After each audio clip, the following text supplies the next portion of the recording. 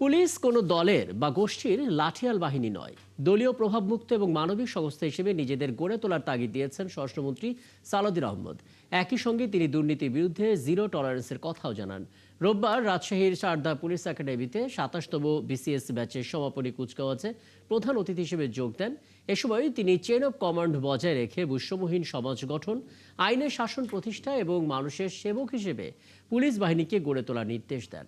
৬ মাসের প্রশিক্ষণে অংশ নেন ৫৮ জন শিক্ষানবিদ সহকারী পুলিশ সুপার। ওই প্রশিক্ষণে বিভিন্ন বিষয়ে শ্রেষ্ঠত্ব অর্জনকারীদের হাতে পুরস্কার তুলে দেন স্বরাষ্ট্রমন্ত্রী সালাউদ্দিন আহমদ।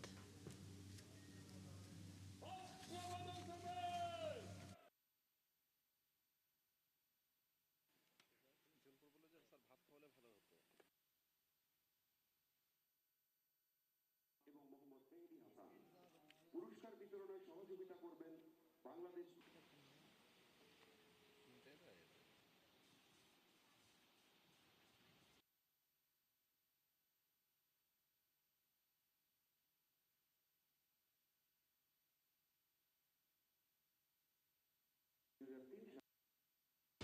বর্তমান সরকারের প্রধান অগ্রাধিকার হচ্ছে আইন শৃঙ্খলা পরিস্থিতি নিয়ন্ত্রণের মাধ্যমে জনমনে স্বস্তি প্রদান ও শান্তি প্রতিষ্ঠা করা। আইনের শাসন প্রতিষ্ঠায় পুলিশ বাহিনীর ভূমিকা অগ্রগণ্য। বিগত ফ্যাসিবাদী সরকারের আমলে অন্যান্য সকল প্রতিষ্ঠানের ন্যায় পুলিশ বাহিনীও ক্ষতিগ্রস্ত হয়েছে। বর্তমান সরকার বিশ্বাস করে পুলিশ কোনো বিশেষ দলের বা গোষ্ঠীর লাঠিয়াল বাহিনী নয়, বরং পুলিশ হবে জনগণের কৃত্রিম বন্ধু। দর্শক, এই মুহূর্তে আমরা যেতে চাই ঢাকা বিশ্ববিদ্যালয়ের গণযোগাযোগ ও সাংবাদিকতা বিভাগে, এবং সেখানে এই বিভাগের আয়োজনে যে সেমিনার, সেই সেমিনারে কথা বলছেন তথ্যমন্ত্রী জহিরুদ্দিন স্বপন। আমরা সরাসরি চলে যাচ্ছি সেখানে। উচ্ছা নিয়েই শুরু করেন, তারপরে যখন ব্যবস্থাপনাটার জটিলতার কারণে ব্যর্থ হয়ে যান, তখন ধীরে ধীরে ধীরে ধীরে ক্ষমতা কুক্ষিগত করার দিকে ধাবিত হতে বাধ্য হয়। কেউ কেউ জানি না তার লক্ষ্যটা কি, শুধুমাত্র একটা প্রবৃত্তির কারণে ক্ষমতার দিকে ধাবিত হতে থাকে। তারপর যখন ক্ষমতাটা পায়, তারপর সে একটা দিক নির্দেশনাবিহীন পরিস্থিতিতে পড়ে যায়।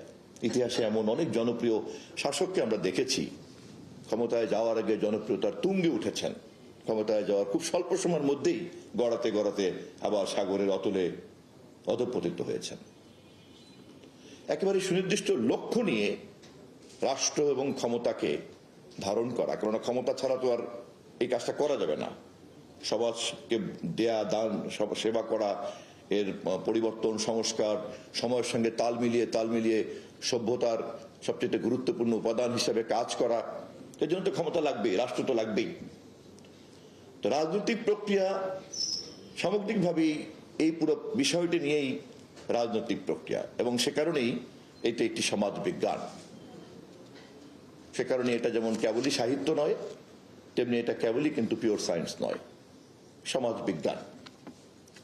স্বামী স্ত্রী যতই কাবিননামায় চুক্তি করুক, সংসারের শান্তি কিন্তু চুক্তিতে নিহিত থাকে না, এটা সম্পূর্ণই একটা অন্য বিষয়। আবার চুক্তি যেহেতু আছে, সে কারণে তা মানামানির একটা বাধ্যবাধকতাও কিন্তু থাকে। ফলে এক মন নিয়ে চলা এক জিনিস, কিন্তু একাধিক মন যখন সহ অবস্থান করতে হয় এবং তা আবার একটা চুক্তি দ্বারা আবদ্ধ থাকে, তখন সেই চুক্তি একটা সুস্থ সুন্দরের মাত্রাকে বজায় রাখা, এটার জন্য কিন্তু একটা সৃষ্টিশীল একটা মনোজগৎ লাগে।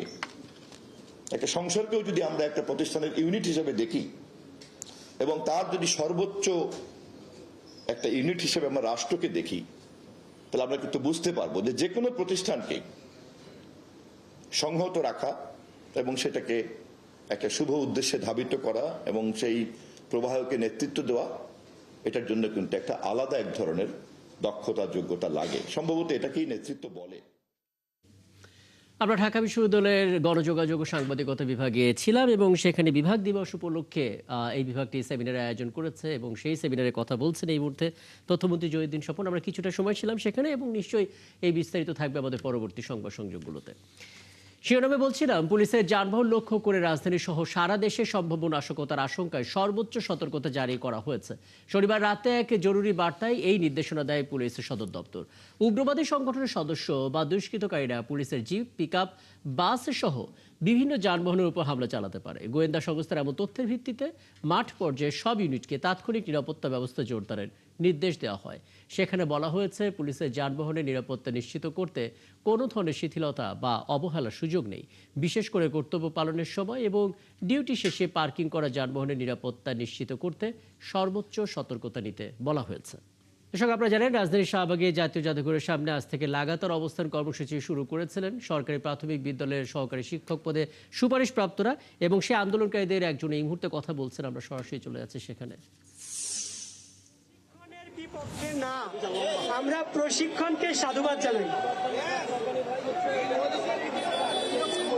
আমরা প্রশিক্ষণকে সাধুবাদ জানাই কারণ আমরা বিশ্বাস করি প্রশিক্ষণের মাধ্যমে আমরা আরো দক্ষ যোগ্য শিক্ষক হিসেবে নিজেকে গড়ে তুলতে পারবো।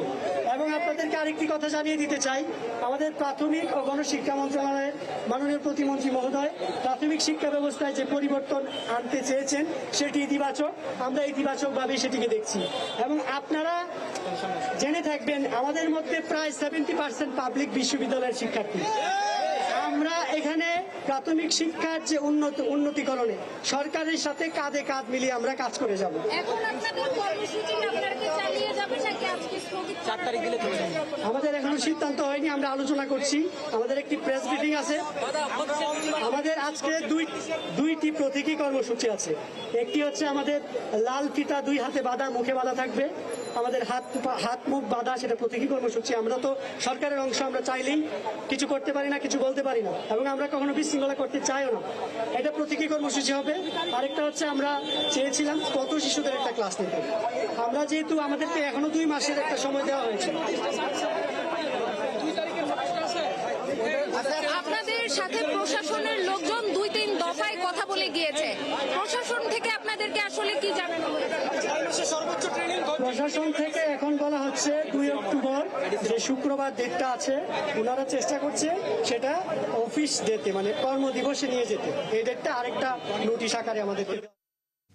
আমরা ছিলাম শাহবাগে, এবং বলে রাখি দর্শক, সেখানে সরকারি প্রাথমিক বিদ্যালয়ে সহকারী শিক্ষক পদে যে 14,384 জন সুপারিশ প্রাপ্ত হয়েছিলেন, তারা মূলত আগস্ট থেকেই কাজ শুরু করতে চান।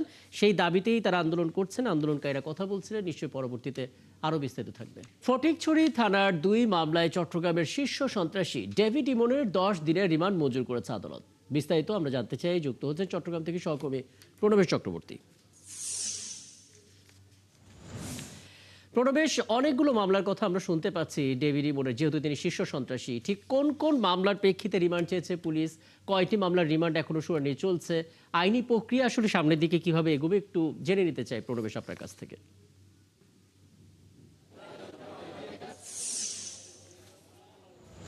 রাকিব, চট্টগ্রামের আলোচিত শীর্ষ সন্ত্রাসী ডেভিড ইমন, তাকে গ্রেপ্তারের পর এর আগেই পুলিশ রিমান্ড আবেদন করেছিল, যেহেতু শুক্র শনি 2 দিন আদালত বন্ধ ছিল। তো আজকে শুনানি হয়েছে। আজকে চট্টগ্রামের জেলা ম্যাজিস্ট্রেট 3য় আদালতে তার রিমান্ড শুনানি হয়েছে।